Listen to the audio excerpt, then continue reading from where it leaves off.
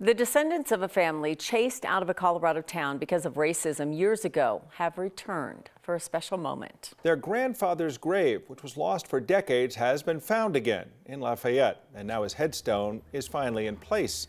Today actually marks 94 years since the advocate for coal miners died. And as Jeremy Hahola shows us, his family is back to make the wrongs of the past right. A Mexican immigrant and a family man, Salvador Jose Samano, was a powerful force in Lafayette, Colorado in the early 1900s. He stood at more than 6 feet, had dark skin, and was a union advocate for coal miners. He was also hated by the KKK. It is rumored that he was killed by the KKK. Today, we're here writing history the way it should be written. 94 years to the day after Samano may have been poisoned, Samano's grandson, David, is visiting Lafayette. My grandmother was ran out of this town and put on a train and sent to California.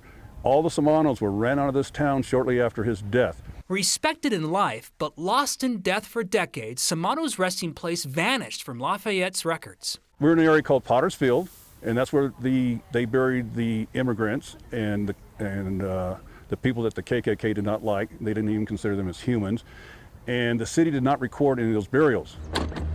But finally, a new headstone for Samano. Local activist Frank Archuleta found the gravesite after searching through old church and mortuary records. He believes dozens of graves remain lost below the earth. And this was all weeds down here. But our families, the Chicanos, Latinos, Mexicanos, they're all in this area right here. It had a city water box and city water lines on top of it, and people just walked on his grave and desecrated it. The Samanos have traveled, a lot of them, including myself, but a lot of them have driven over 1,000 miles to be here. And those who lie here remain with him in heaven. 94 years after his death, a celebration of Samano's place in the past and present. In the name of the Father. A memorial for a man whose children would go on to serve their country, a symbol for a true American family. These are Lafayette's children. They did this after being ran out of Lafayette, put on a train. Whether in life or death, we belong. It doesn't matter who you are. We're all here. We're all great American patriots.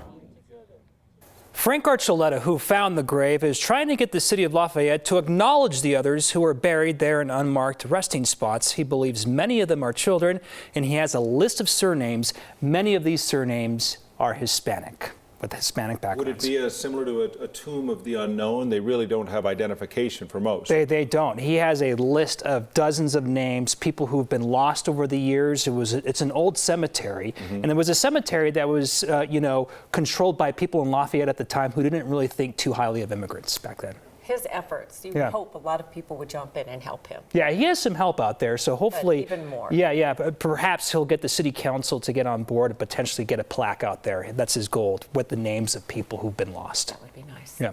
Thank you for that story. That was beautiful.